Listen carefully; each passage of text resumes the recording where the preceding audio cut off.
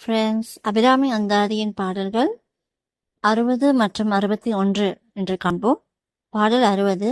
பாலினும் சொல் இனியாய் பனி மாமலர் பாதம் வைக்க மாலினும் தேவர் வணங்க நின்றோன் கொன்றைவார் சடையின் மேலினும் கீழ் நின்று வேதங்கள் பாடும் மெய்ப்பீடம் ஒரு நாளினும் சால நன்றோ அடியேன் முடை நாய்த்தலையே.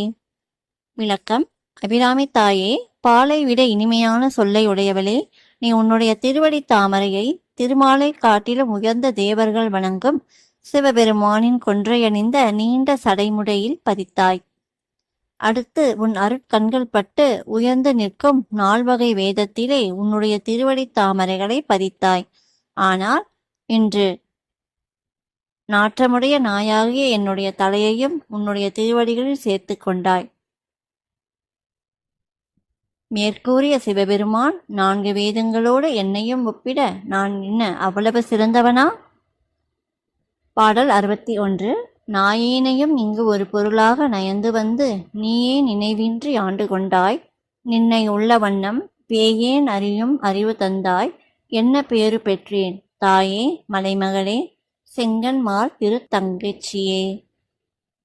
விளக்கம்.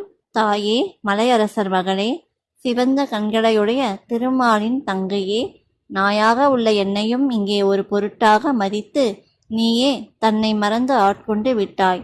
அது மட்டுமல்லாமல் உன்னையே உள்ளபடியே அறிந்து கொள்ளும் அறிவையும் பேயேனாகி எனக்கு தந்தாய். நான் பெறுதற்கரிய பேரல்லவோ பெற்றேன். நன்றி.